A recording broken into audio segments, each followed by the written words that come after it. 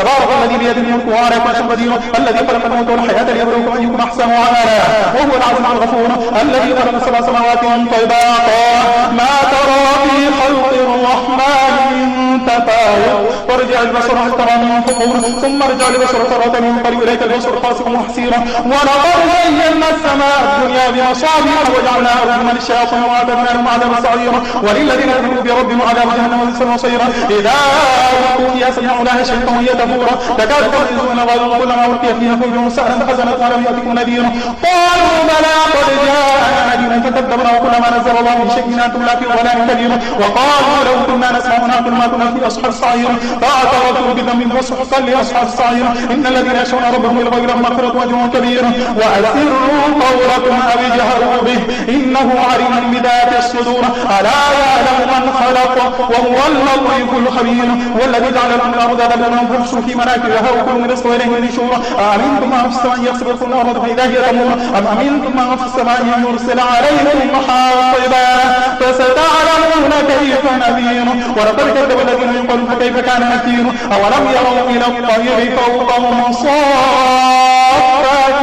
ويقبضن ما يمسكون إلا الرحمن منهم بكل شيء بصير أمن هذا الذي هو جند لكم يرزقكم من دون الرحمن إن الكافرون إلا في غرور أمن هذا الذي يرزقكم من أمسك رزقا بل لجوا في عتو ونفور أفمن يمشي مكبا على وجهه أهدى من يمشي سويا على صراط مستقيم قل هو الذي أنشأكم وجعل لكم السماء والأبصار والأفئدة قليلا ما تشكرون قل هو الذي ذرأكم في الأرض وإليه تحشرون ويقولون متى هذا الوعد إن كنتم صادقين قل إنما العلم عند الله وإنما أنا نذير مبين فلما رأوا خطة سيئت وجوه الذين كفروا قيل هذا الذي كنتم به تدعون قل أرأيتم إن أهلكني الله ومن معي ورحمنا فمن يجير الكافرين من عذاب أليم قل هو الرحمن آمنا به وعليه توكلنا فستعلمون من هو في ضلال مبين قل أرأيتم إن أصبح ماؤكم غورا فمن يأتيكم بماء معين والقلم وما يسطرون ما أنت بنعمة ربك المجنون وإن لك لأجرا غير ممنون وإنك على خلق عظيم فستبصر ويبصرون بأيكم المفتون إن ربك هو أعلم من ضل عن سبيله وهو أعلم المهتدين فلا تطع المكذبين ودوا تلهن فيلهنون ولا تطع كل حلاف مهين هماز مشاء بنميم مناع للخير معتد أثيم عتل بعد ذلك زنيم أن كان ذا مال وبنين إذا كان عليه آياتنا قال ساطير الأولين سنسمه على الخرطوم إنا بلوناهم كما بلونا أصحاب الجنة إذا أقسموا لا يسلمون معها مصلحين ولا يستثنون فطاف عليها طائف من ربك وهم نائمون فأصبحت كالصريم فتنادوا مصبحين أن يغدوا على حرثكم إن كنتم صارمين فانطلقوا وهم يتخافتون أن لا يدخلنها اليوم عليكم مسكين وغدوا على حرث قادرين فلما رأوا قالوا لضالون بل نحن محرومون قالوا سبهم لم نقل لكم لولا تسبحون قالوا سبحان ربنا إنا كنا ظالمين فأقبل بعضهم على بعض يتلاومون قالوا يا ويلنا إنا كنا طاغين عسى ربنا أن ينزلنا خيرا منها إلا إلى ربنا راغبون كذلك العذاب ولعذاب الآخرة أكبر لو كانوا يعلمون إن للمتقين عند ربهم جنة النعيم فنجعل المسلمين كالمجرمين أما لكم كيف تحكمون أم لكم كتاب فيه تدرسون إن لكم فيه لما تخيرون أم لكم إيمان علينا بالغة إلى يوم القيامة إن لكم لما تحكمون سألهم أيهم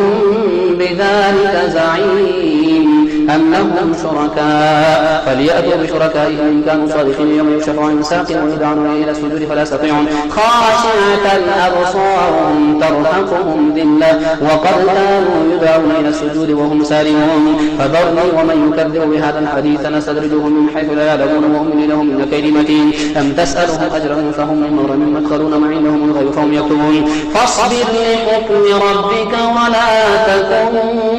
كصاحب الحوت إذ نادى وهو مكظوم لولا أن تداركه نعمة من ربه لنبذ بالعراء وهو مذموم فاجتباه ربه فجعله من الصالحين وإن يكاد الذين كفروا ليزلقونك بأبصارهم لما سمعوا الذكر ويقولون إنه لمجنون وما هو إلا ذكر للعالمين الحاقة ما الحاقة وما أدراك ما الحاقة كذبت ثمود وعاد بالقارعة فأما ثمود فأهلكوا بطاغية وأما عاد فأهلكوا بريح صرصر عاتية سخرها عليهم 7 ليال و8 أيام حسوما فترى القوم فيها صرعى كأنهم أعجاز نخل خاوية فهل ترى لهم من باقية وجاء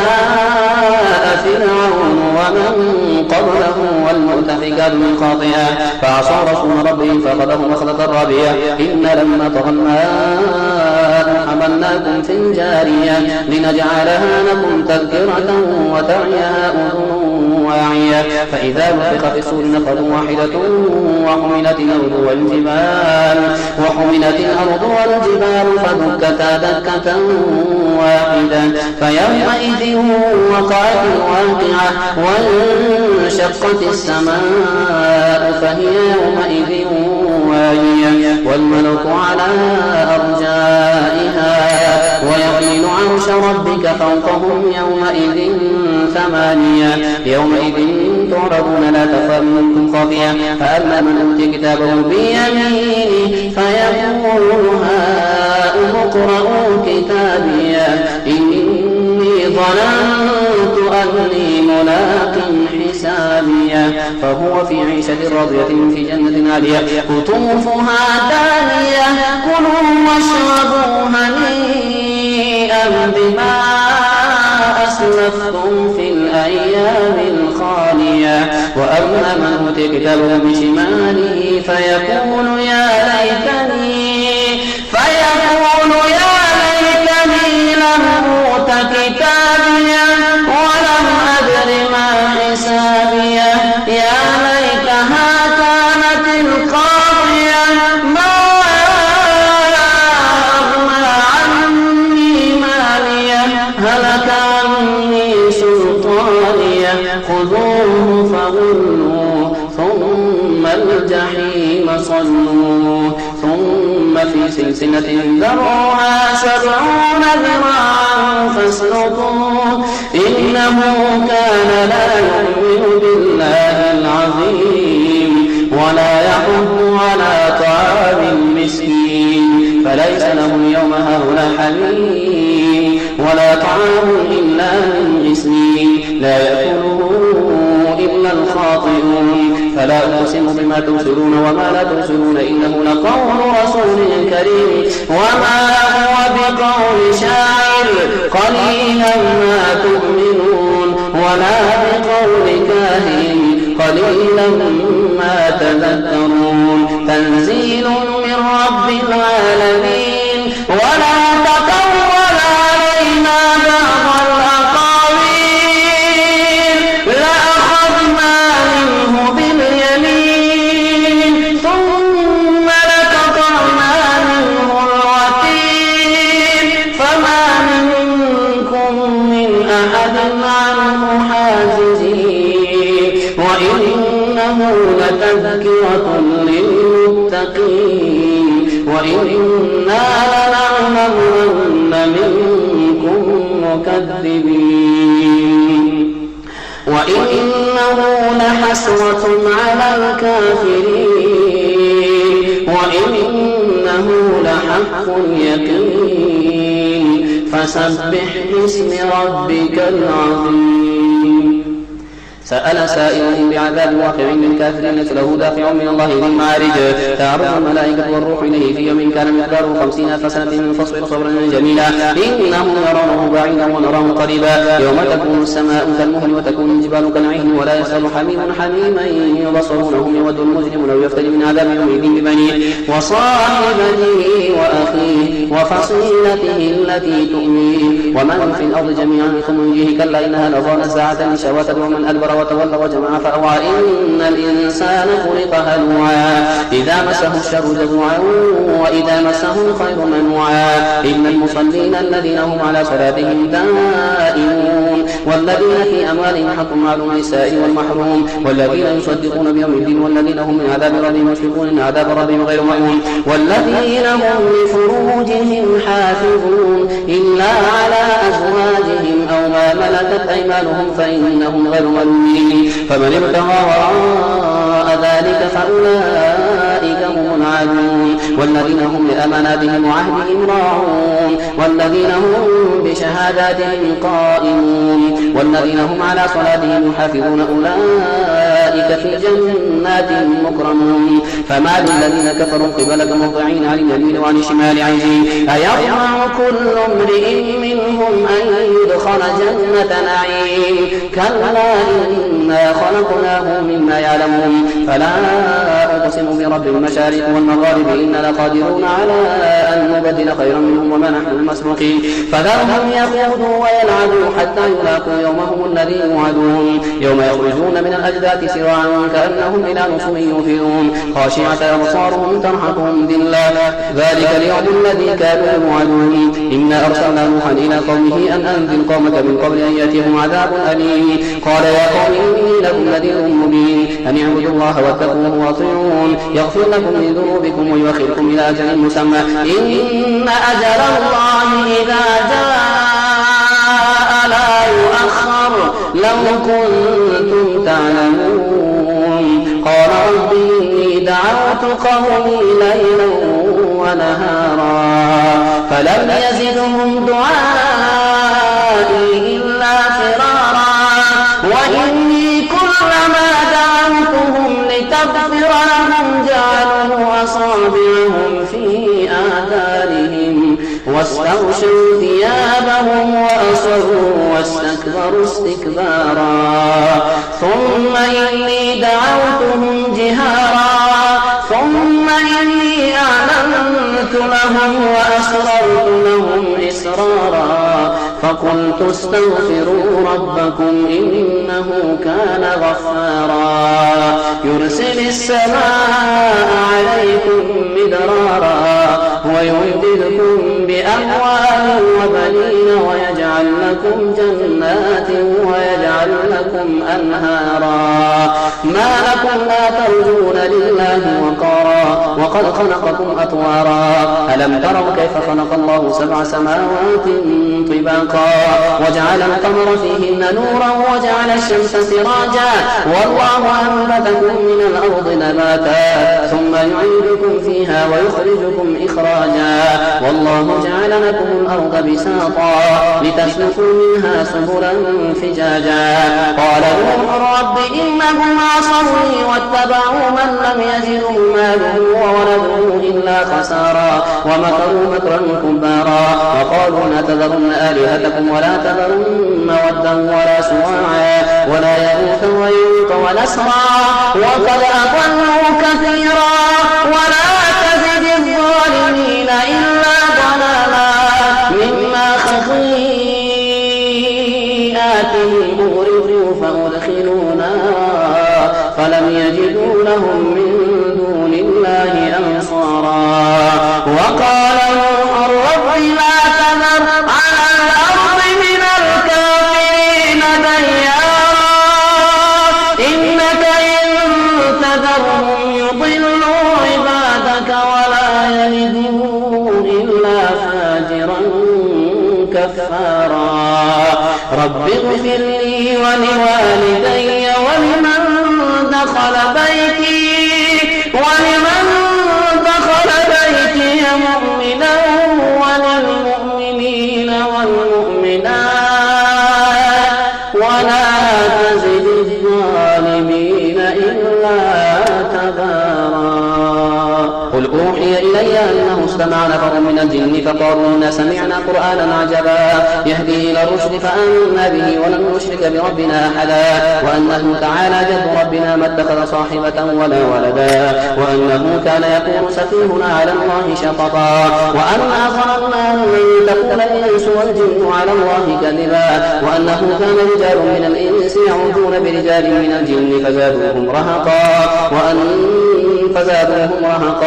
وأنهم ظنوا كما ظننتم أن لن يبعث الله أحدا وأنا لمسنا السماء فوجدناها ملئت حرسا شديدا وشهبا وأنا كنا نقعد منها مقاعد للسمع فمن يستمع الآن يجده شهابا رصدا وأنا لا ندري أشر أريد بمن في الأرض أم أراد بهم ربهم رشدا وأنا منا الصالحون ومنا دون ذلك كنا طرائق قددا وأنا ظننا أن لن نعجز الله الله في الأرض ولن نعجزه هربا وأنا لما سمعنا الهدى آمنا به فمن يؤمن بربه فلا يخاف بخسا ولا رهقا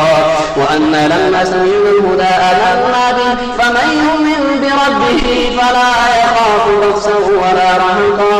وأنا منا المسلمون ومنا القاسطون فمن أسلم فأولئك تحروا رشدا وأما القاسطون فكانوا لجهنم حطبا وأن من استقاموا على الطريقة لأسقيناهم ماء غدقا لنفتنهم فيه ومن يعرض عن ذكر ربه يسلكه عذابا صعدا وأن المساجد لله فلا تدعوا مع الله أحدا وأنه لما قام عبد الله يدعوه كادوا يكونون عليه لبدا قل إنما أدعو ربي ولا أشرك بربي أحدا قل إني لا أملك لكم ضرا ولا رشدا قل إني لن يجيرني من الله أحد ولن أجد من دونه ملتحدا إلا بلاغا من الله ورسالاته ومن يعص الله ورسوله فإن له نار جهنم خالدين فيها أبدا حتى إذا رأوا ما يوعدون فسيعلمون من أضعف ناصرا وأقل عددا قل إن أدري أقريب ما توعدون أم يجعل له ربي أمدا عالم الغيب فلا يظهر على غيبه أحدا إلا من ارتضى من رسول فإنه يسلك من بين يديه ومن خلفه رصدا ليعلم أن قد أبلغوا رسالات ربهم وأحاط بما لديهم وأحصى كل شيء عددا يا أيها المزمل قم الليل إلا قليلا نصفه أو انقص منه قليلا أو زد عليه ورتل القرآن ترتيلا إنا سنلقي عليك قولا ثقيلا إن ناشئة الليل هي أشد وطئا وأقوم قيلا إن لك في النهار سبحا طويلا واذكر اسم ربك وتبتل إليه تبتيلا رب المشرق والمغرب لا إله إلا هو فاتخذه وكيلا واصبر على ما يقولون واهجرهم هجرا جميلا وذل والمكذبين وللنعمة ومهلهم قليلا إن لدينا أنكالا وجحيما وطعاما ذا غصة وعذابا أليما يوم ترجف الأرض والجبال وكانت الجبال كثيبا مهيلا إنا أرسلنا إليكم رسولا شاهدا عليكم كما أرسلنا إلى فرعون رسولا فعصى فرعون الرسول فأخذناه أخذا وبيلا فكيف تتقون إن كفرتم يوما يجعل الولدان شيبا السماء منفطر به كان وعده مفعولا إن هذه تذكرة فمن شاء اتخذ إلى ربه سبيلا إن ربك يعلم أنك تقوم أدنى من ثلثي الليل ونصفه وثلثه وطائفة من الذين معك والله مقدر الليل والنهار علم أن لم تحصوه فتاب عليكم فاقرؤوا ما تيسر من القرآن علم أن سيكون منكم مرضى وآخرون يضربون في الأرض يبتغون من فضل الله وآخرون يقاتلون في سبيل الله فاقرؤوا ما تيسر منه وأقيموا الصلاة وآتوا الزكاة وأقرضوا الله قرضا حسنا وما تقدموا لأنفسكم من خير تجدوه عند الله هو خيرا وأعظم أجرا واستغفروا الله إن الله غفور رحيم يا أيها المدثر قم فأنذر ربك فكبر وثيابك فطهر والرجز فاهجر ولا تمنن تستكثر ولربك فاصبر فإذا نقر في الناقور فذلك يومئذ يوم عسير على الكافرين غير يسير ذرني ومن خلقت وحيدا وجعلت له مالا ممدودا وبنين شهودا ومهدت له تمهيدا ثم يطمع أن أزيد كلا إنه كان لآية عنيدا سأرهقه صعودا إنه فكر وقدر فقتل كيف قدر ثم قتل كيف قدر ثم نظر ثم عبس وبصر ثم أدبر واستكبر فقال إلا سحر يؤثر إن هذا إلا قول البشر سأصليه سقر وما أدراك ما سقر لا تلقي ولا تذر لواحة للبشر عليها 19 وما جعلنا أصحاب النار إلا ملائكة وما جعلنا عدتهم إلا فتنة للذين كفروا ليستيقن الذين أوتوا الكتاب ويزداد الذين آمنوا إيمانا ولا يرتاب الذين أوتوا الكتاب والمؤمنون وليقول الذين في قلوبهم مرض والكافرون ماذا أراد الله بهذا مثلا كذلك يضل الله من يشاء ويهدي من يشاء وما يعلم جنود ربك إلا هو وما هي إلا ذكرى للبشر كلا والقمر والذي أدبر والصبح إذا أسفر إنها لإحدى الكبر نذيرا للبشر لمن شاء منكم أن يتقدم أو يتأخر كل نفس بما كسبت رهينة إلا أصحاب اليمين في جنات يتساءلون عن المجرمين ما سلككم في سقر قالوا لم نكن من المصلين ولم نكن نطعم المسكين وكنا نخوض مع الخائضين وكنا نكذب بيوم الدين حتى أتانا اليقين فما تنفعهم شفاعة الشافعين فما لهم عن التذكرة معرضين كالأمور مستنفرة فرت وانقسم رهبة يريد كل امرئ منهم أن يؤتى صحفا منشرة كلا بل لا يخافون الآخرة كلا إنه تذكرة فمن شاء ذكره وما يذكرون إلا أن يشاء الله هو أهل التقوى وأهل المغفرة. لا أقسم بيوم القيامة ولا أقسم بالنفس اللوامة أيحسب الإنسان أن لن نجمع عظامه بلى قادرين على أن نسوي بنانه بل يريد الإنسان يفجر أمامه يسأل أيان يوم القيامة فإذا برق البصر وخسف القمر وجمع الشمس والقمر يقول الإنسان يومئذ أين المفر كلا لا وزر إلى ربك يومئذ المستقر ينبأ الإنسان يومئذ بما قدم وأخر بل الإنسان على نفسه بصير ولو ألقى معاذيره لا تحرك به لسانك لتعجل به إن علينا جمعه وقرآنه فإذا قرأناه فاتبع قرآنه ثم إن علينا بيانه كلا بل تحبون العاجلة وتذرون الآخرة وجوه يومئذ ناظرة إلى ربها ناظرة ووجوه يومئذ باسرة تظن أن يفعل بها فاقرة كلا إذا بلغت التراقي وقيل من راق وظن أنه الفراق والتفت الساق بالساق إلى ربك يومئذ المساق فلا صدق ولا صلى ولكن كذب وتولى ثم ذهب إلى أهله يتمطى أولى لك فأولى ثم أولى لك فأولى يحسب الإنسان أن يترك سدى أيحسب الإنسان أن يترك سدى ألم يكن نطفة من مني يمنى ثم كان علقة فخلق فسوى فجعل منه الزوجين الذكر والأنثى أليس ذلك بقادر على أن يحيي الموتى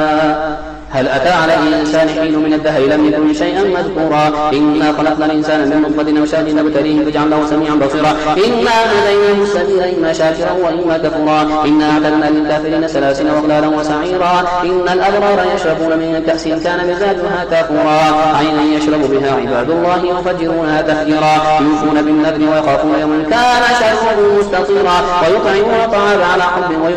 طعام على حبه مسكينا ويتيما واسيرا إنما نطعمكم لوجه الله لا نريد منكم جزاء ولا شكورا إنا نخاف من ربنا يوما عبوسا قمطريرا فوقاهم الله شر ذلك اليوم ولقاهم نظرة وسرورا وجزاهم بما صبروا جنة وحريرا متكئين فيها على الآرائك لا يرون فيها شمسا ولا زمهريرا ودانية عليهم ظلالها وذللت قطوفها تذليلا ويطاف عليهم بآنية من فضة وأكواب كانت قوارير من فضة قدروها تخيرا ويسقون فيها كأسا كان مزاجها زنجبيلا عينا فيها تسمى سلسبيلا ويطوف عليهم ولدان مخلدون إذا رأيتهم حسبتهم لؤلؤا منثورا وإذا رأيت ثم رأيت نعيما وملكا كبيرا عاليهم ثياب سندس خضر واستبرق وحلوا أساور من فضة وسقاهم ربهم شرابا طهورا إن هذا كان لكم جزاء وكان سعيكم مشكورا إنا نحن نزلنا عليك القرآن تنزيلا فاصبر لحكم ربك ولا تطع منهم آثما أو كفورا واذكر اسم ربك بكرة وأصيلا ومن الليل فاسجد له وسبحه ليلا طويلا إن هؤلاء يحبون العاجلة ويذرون وراءهم يوما ثقيلا نحن خلقناهم وشددنا أسرهم وإذا شئنا بدلنا أمثالهم تبديلا إن هذه تذكرة فمن شاء اتخذ إلى ربه سبيلا وما تشاءون إلا أن يشاء الله إن الله كان عليما حكيما يدخل من يشاء في رحمته والظالمين أعد لهم عذابا أليما والمرسلات عرفا فالعاصفات عصفا والناشرات نشرا فالفارقات فرقا فالملقيات ذكرا عذرا أو نذرا إنما توعدون لواقع فإذا النجوم طمست وإذا السماء فرجت وإذا الجبال نسفت وإذا الرسل أكتت لأي يوم أجلت ليوم الفصل وما أدراك ما يوم الفصل ويل يومئذ للمكذبين ألم نهلك الأول ثم نتبعهم الآخرين كذلك نفعل بالمجرمين ويل يومئذ للمكذبين ألم نخلقكم من ماء مهين فجعلناه في قرار مكين إلى قدر معلوم فقدرنا فنعم القادرون. ويل يومئذ للمكذبين. ألم نجعل الأرض كفاة أحياء وأمواتا وجعلنا فيها رواسي شامخات وأسقيناكم ماء فراتا. ويل يومئذ للمكذبين. انطلقوا إلى ما كنتم به تكذبون. انطلقوا إلى أهل ذي 3 شعب لا ظليل ولا يغني من اللهب إنها ترمي بشرر كالقصر كأنه جمالة صفر. ويل يومئذ للمكذبين. هذا يوم لا ينطقون ولا يؤذن لهم فيعتذرون. ويل يومئذ للمكذبين. هذا يوم الفصل جمعناكم والأولين فإن كان لكم كيد فكيدون. ويل يومئذ للمكذبين. إن المتقين في ظلال وعيون وفواكه مما يشتهون. كلوا واشربوا هنيئا بما كنتم تعملون إنا كذلك نجزي المحسنين. ويل يومئذ للمكذبين. كلوا وتمتعوا قليلا إنكم مجرمون. ويل يومئذ للمكذبين. وإذا قيل لهم اركعوا لا يركعون. ويل يومئذ للمكذبين. فبأي حديث بعده يؤمنون.